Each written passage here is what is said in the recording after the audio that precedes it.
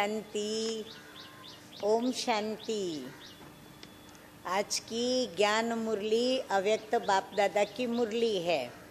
तो आज की अव्यक्त बाप दादा की मुरली की तारीख है 13/3/11 और रिवाइज कोर्स की मुरली की तारीख है 7/3/95 माना 95।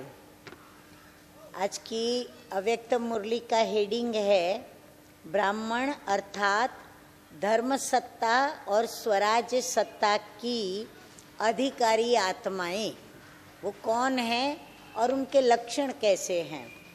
तो आज बाप दादा चारों ओर के बच्चों में दो विशेष सत्ता को देख रहे हैं। वो दो सत्ताएं हैं, एक है धर्म सत्ता और दूसरी, सोचिए कौन सी सत्ता बाबा ने कहा होगा? राज्य सत्ता? बिल्कुल नहीं। बाबा ने कहा एक है धर्म सत्ता और दूसरी है स्वराज्य सत्ता। ब्राह्मण जीवन की विशेषता, ये दोनों सत्ताएं हर एक को प्राप्त होती हैं।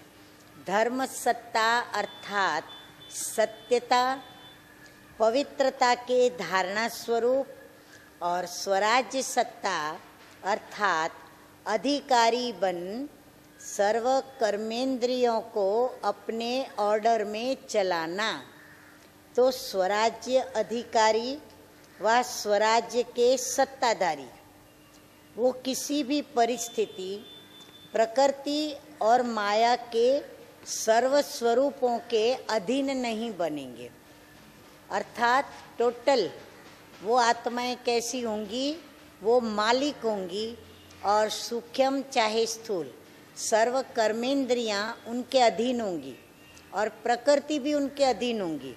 प्रकृति से मतलब उनके स्वभाव, उनके संस्कार, वो जो चाहें जैसा चाहें वैसे वो उनको मोल्ड कर सकते हैं, तो अधिकारी रहेंगे। हर ब्राह्मण आत्मा को बाप दादा ने ये दोनों ही सत्ताएं प्राप्त कराई है ना? बाबा पूछ रहे हैं, तो आप अपने मन के अंदर जवाब देते जाइए। ज़रूर हम बच्चे यही कहेंगे कि हाँ मीठे बाबा, आपने हमको ये दोनों सत्ताएं दी हैं। सभी में ये दोनों सत्ताएं हैं कि अभी पूरी नहीं आई है। बाबा कहते हैं इन दोनों के अधिकारी बने हो, दोनों सत्ताएं अपने अधीनता में आई हैं या नहीं आई हैं। अभी की दोनों सत्ताएं प्राप्त करने वाले ही भविष्य में धर्म और राज्य सत्ता के अधिकारी बनते हैं। दोनों ही सत्ताएं धारण की हैं। कौन सी? एक धर्म सत्ता सत्यता की और पवित्रता की, और दूसरी स्वराज्य सत्ता सर्व कर्मेंद्रियों को और प्रकृति को भी अधीन करके चलाना। अपना चित्र देखा है?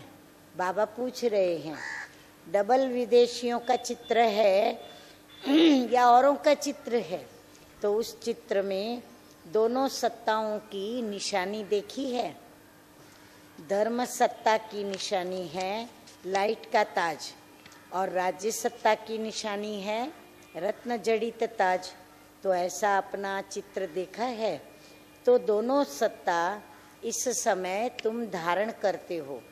जो आधा कल्प दोनों ही सत्ताएं आप सबके एक के हाथ में होती हैं। तो द्वापर से देखो कि धर्म सत्ता अलग हो गई और राज्य सत्ता अलग हो गई, इसलिए धर्म पिताओं को आना पड़ा। तो धर्म पिता और राजा दोनों अलग अलग रहे, लेकिन आपके राज्य में अलग होंगे क्या? हर एक के पास दोनों सत्ताएं इकट्ठी होती हैं, इसलिए अखंड निर्विघ्न राज्य चलता है।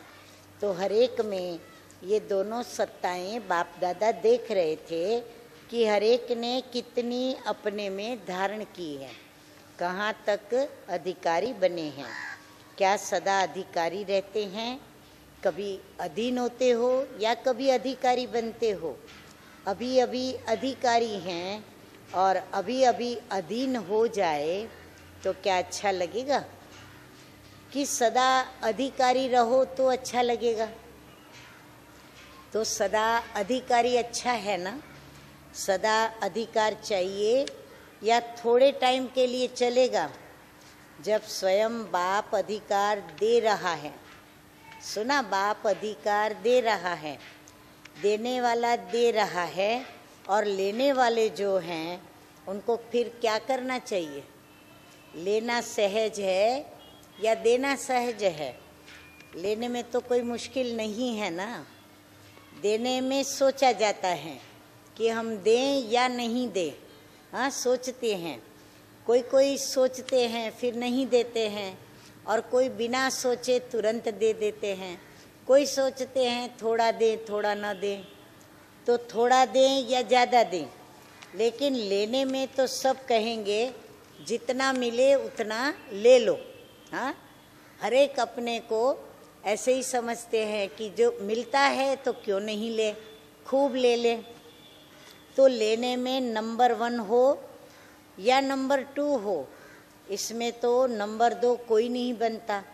और जब देना पड़ता है तो बाबा भी कहते तो बच्चे क्या करते हैं?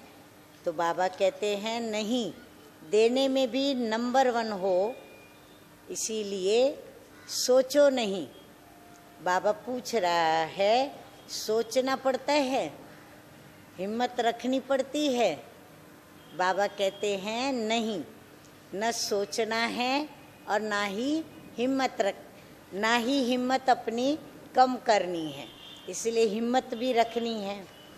अच्छा, वरदान है आज का, नॉलेज की लाइट और माइट के द्वारा कमज़ोर संस्कारों को समाप्त करने वाले शक्ति संपन्न भव।